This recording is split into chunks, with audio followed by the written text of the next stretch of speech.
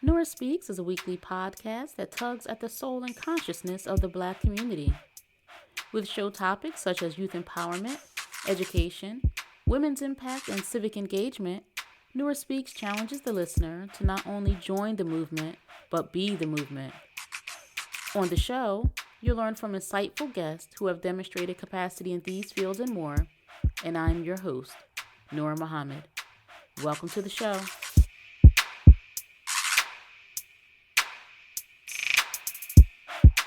Welcome to another episode of the Nora Speaks podcast, and I am your host, Nora Muhammad.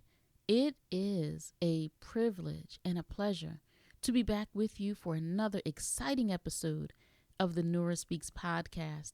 And thank you for being a valued listener. Thank you for being a subscriber. Thank you for sharing this podcast with your friends, with your family. Thank you for your emails and comments. Thank you for sharing it on social media. And if this is your first listen, if this is the first time that you visited the Nora Speaks podcast, welcome and come right on in. This is a podcast that is intended to improve the outcomes in the Black community. As you heard in the opening, this podcast intends to tug on the soul and the consciousness of the Black community, because I think that we are in need of a reawakening, of an awakening from the slumber that has allowed us to tolerate much of the negative activity, negative outcomes that we see in our community. And I am challenging myself, and I am challenging you to take an opportunity to see what you can do, see where you fit in, see what organization, what way you can participate in your community to improve our outcomes. So again, welcome to the podcast, and I am just so excited. I had the wonderful opportunity to speak at a Juneteenth event, and I have to shout out the organizers, Black and Brilliant Events team, Maisha Jones, the Chief Executive Officer, Sherry Busby, the Chief Operating Officer, and my dear and beautiful sister, Latasha Waters, the Executive Director of the Black and Brilliant Events team. And these sisters organized Juneteenth last year, which was their first annual event, and I had the privilege to be invited to speak at this year's event, their second annual. I was one of the keynote speakers, and it was a beautiful event held in Glassboro, New Jersey, an area in South Jersey. And I just honor these women for putting action behind their words. You know, there's so many of us that talk about the issues, talk about the problems, talk about what somebody needs to do. Well, these women recognize that somebody was them and is them. And I just am just so proud of the work that they're doing to impact the community. And so I share with you in this episode the remarks that I shared then at that Juneteenth event. I think it's relevant. I think that it aligns with what I discuss here, what we discuss on the podcast. And I want you to take and listen to it. And after you listen, shoot me an email at nora@noraspeaks.com. Hit me up on Facebook or Instagram or Twitter at Nora Speaks Podcast. Let me know what you think about those remarks that I shared. Now, with no further delay, here are my remarks from the 2021 Juneteenth event organized by the Black and Brilliant Events team. Juneteenth. To consider that our people were enslaved and served over 400 long years.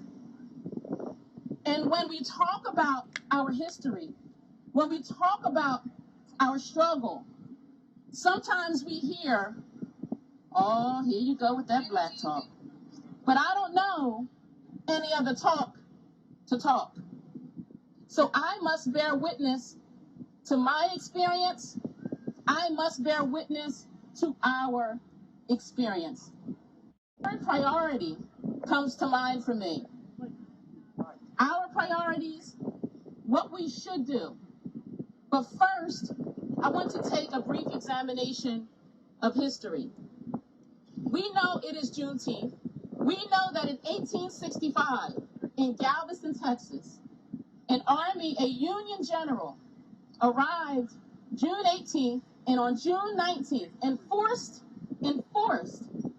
the law that the slaves would be free. It was the law, and yet there were those who created obstacles for us to enjoy that freedom. So let's talk about Abraham Lincoln and why we now have the Emancipation Proclamation. For many of us, I hope we know the history that there were Confederate states in the South who were slave-holding states that received their economic industry by using our people to work. Not for minimum wage, not for 13 cents an hour, like we see now in the industrial prison complex, but for nothing. And when those states seceded from the Union, those who were in government had the priority to make sure this nation stayed whole. In August 1862, as Abraham Lincoln was thinking, how could he save this Union? He came up with an idea to compel those Confederate states, to compel those slaveholders to come back and rejoin the Union to keep this nation whole. To keep the nation whole. Not to end a brutal and cruel and inhumane practice of slavery. Although the early preliminary version of the Emancipation Proclamation was shared in September, in August, I will share with you what President Abraham Lincoln wrote. In August 22nd, 1862, this is what our president wrote. My paramount objective in this struggle is to save the Union. It is not to either save or destroy slavery. If I could save the Union without freeing any slaves, I would do it. And if I could save it by freeing none, I would do it. And if I could save it by freeing some and leaving others alone, I would also do that. What I do about slavery and the colored race, I do because it helps to save the Union.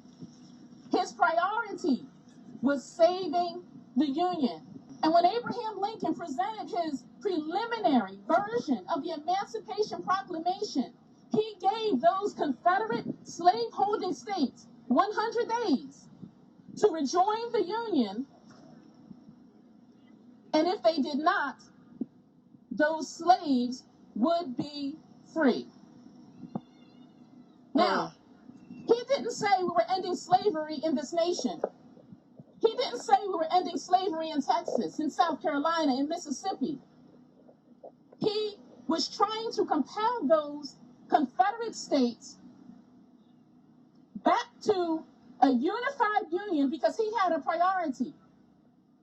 And their penalty was freedom of their slaves. Now, there were Confederate states that were controlled by the Union that did not have that same compulsion to free the slaves. There was slavery in New Jersey, yes. There was slavery in New York, yes. There was slavery in Maryland and Kentucky, yes. But those states were excluded. That preliminary version of the Emancipation Proclamation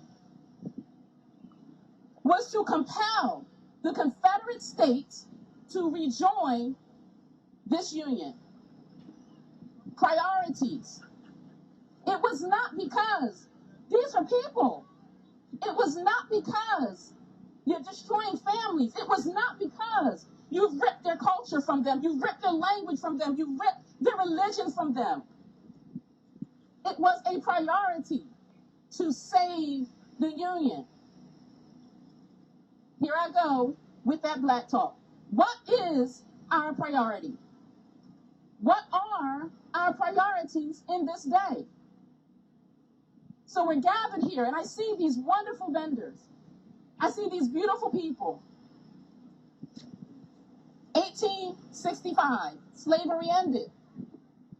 We should have seen a magnificent and compelling change. George Floyd. We should have seen people treated with dignity. Trayvon Martin. We should have seen the opportunity to live and enjoy life. Breonna Taylor. So, what must we do in this hour and in this day? Last year, during the year of protest, I heard a lot of talk about allies. Michelle Alexander, author of The New Jim Crow, in a talk she gave, as she concluded her talk, she was addressing what the solution should be, could be, to injustice experienced by Black people in this nation. And in her conclusion, she said, we need white allies. We need white allies to speak up for us. We need white allies to advocate for us. We need white allies to echo the cry, what we're saying. There's nothing wrong with an ally. But I say, Black man and Black woman, what are we going to do? I am a member of the Kansas City Democratic Committee. Politics. I'm involved in politics. That is not our answer. It can contribute to creating better conditions. We can compel our politicians, our government officials, to do better, to legislate where we can enjoy freedom, justice, and equality, but in the absence of an ally. Are we just going to suffer and not do anything? What are we going to do? So I'm going to share some ideas for us to think about as we explore what our priorities are. But first, let me say this. When George Floyd happened, Tamir Rice, Trayvon Martin, we took to the streets. Eric Garner, Philando Castile. We took to the streets and we said, no justice, no peace. We had a blackout day, but we were not spending our dollars. We were unified. But what I say is that our unity should not be a protest. Our unity is our survival. Boycott. That's what we did. We said, we're going to shut you down until you do us right. We put the energy from the pain that we experience into our activity. Well, I say we don't have to be in pain to be unified. We don't have to be in pain to work together. We don't have to be in pain to express love for one another. We do not have to be in pain or have experienced some insult to our humanity to speak out and to speak for our people. Our unity should not be a protest. Our unity should be our daily behavior, a daily practice. So what I will share with you is some ideas of what we can do so that we don't have to be back again next year moaning and wailing about another Black death, moaning and wailing about the loss of life taken from us by state actors, wailing and moaning by those who are not state actors, but renegades and militias taking the lives of our people. The first thing that we should do is recognize our need for group activity and group operations. Right here, these sisters put together with their thought group activity. We are here, and they have brought these vendors, they have brought you as an audience to hear something and to experience something that's not just going to speak to our soul, but that involves something physical, right? Recognize the need for group activity and group operations. Second, make our communities safe and decent places to live. Yes, we have a police force in Glassboro, New Jersey. The assistant chief happens to be my cousin, and I love him dearly. And I'm grateful that he's in leadership in the Glassboro Police Department. In the Camden County Police Department, we have a Hispanic brother who leads that police department, and I'm grateful to have that brother in leadership. However, what's happening outside my door is my responsibility. What's happening outside your door is your responsibility. We must make our own communities a decent place to live for our children where they don't have to walk over trash. They don't have to walk over human trash or debris. We have to control our environment. When we see graffiti, when we see broken windows, it creates the idea that the people here don't care. And if the people here do not care, the politicians don't have to answer to us. Because we show that we don't care. Where we live, that is your police station. That's your territory to make clean and to make safe. And when we need the police, we want to be able to call them and rely on them to respond appropriately. But the first responsibility, it's ours. Make our communities safe and decent places to live. We also have to remember jealousy, that old character trait that started on those plantations. Now, they say the Willie Lynch letter is a myth. Well, I don't know about all of that because the implementation of it is effective. Ooh, yeah. Divide the taller from the shorter, the lighter from the darker, the older from the younger, That's the male from the female. How? By showing favoritism to one and creating resentment for the other. Not in the slave master, but in ourselves. Remember, jealousy is an ugly, ugly thing, but it is a destructive force.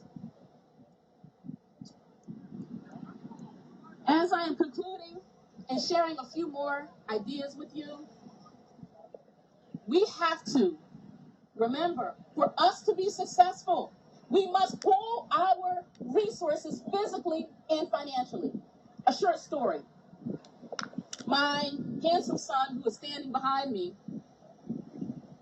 when he was in the public school system,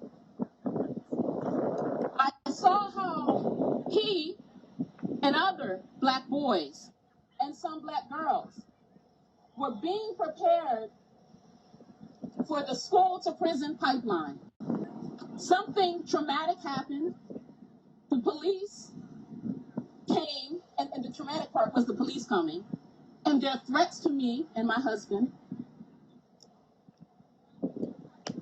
And it was frightening because I knew the only control, the only safety my son had, the safety I had for my son was when he was in my bosom. But the minute he was at school, he was at the playground, he was away, I knew that that was the danger zone. I could only protect him as much as I could, but once he got to school, I didn't make those rules. And they tried to put my son and the other black boys that I saw there in that school to prison pipeline. I'm still talking about pulling our resources. I was frightened. I was petrified. Because I knew the future that they had in mind for my son. Because 13 cents an hour is what our brothers and sisters make in the industrial prison complex. Another sort of plantation to make goods that they're selling. I was petrified. What did I do? I called my minister. And I told my minister what happened. And he saw the pain. And he knew that it wasn't just happening to my son, it was happening to all of our sons. My minister opened the school. The sisters, who are my close friends, who are educators, left their job at the Board of Education, left their tenureship. Quit. Because they believed in group operation and group activity, and they pooled their resources, their knowledge of educating black children in a way that fortifies and edifies them. And my minister opened a school. It was a plan that we had eventually. We weren't ready, or so we thought. The next semester, the next September, my sons were in the University of Islam. And now this brother will be graduating next Saturday because we pooled our resources physically and financially. And when we have the will and the love, there's nothing that we can't accomplish. This is not rhetoric. When we have the will, many of us lack the will. We want to do it when it's comfortable. We want to do it when it's cheap. We want to do it when it's easy. We want to do it when everybody's going to agree. But you got to do it when it's necessary. You got to do it when it's hard. You got to do it now. We must pool our resources physically and financially. And lastly, our former slave master has been very, very effective. From the moment they stepped on this continent and making a way for themselves, and how did they do it? They did it because they believed in unity and group operation. So let us study them and how they were able to achieve success. No, not by enslaving other people. No, not by brutalizing other people, but the principle of working collectively. Study that. They make no excuses for their failure. Republicans, Democrats, progressives, independents, libertarians, they don't agree on everything politically. But when 9/11 happened, they said, we're going to Iraq, we're going to Afghanistan. Because they had priorities, and their priority was a shared interest in preserving the nation. Our unity should not be a boycott. It should not be in response to some injustice. Our unity is the means to our survival. I want to thank you so much. My name is Nora Muhammad. I'm the host of Nora Speaks Podcast. I'm a member of Muhammad's Temple of Islam, number 20 in Camden, New Jersey, under the leadership of Brother Minister Wasim Muhammad. Thank you for listening to another episode of the Nora Speaks Podcast. Be on the lookout for a new episode coming at you fresh next week. And as always, if you want to learn more about me and the work that I do, visit my website, noramuhammad.com. Or if you have a listener question, email me at info@noraspeaks.com. You can also follow the Nora Speaks Podcast on Facebook, Instagram, and Twitter at Nora Speaks Podcast. I'll be sure to include links in the show notes. If this show has value to you, please subscribe, rate, and review, and share it with family and friends. And be sure to check out previous episodes. And remember, don't just join the movement, be the movement. Stay in peace.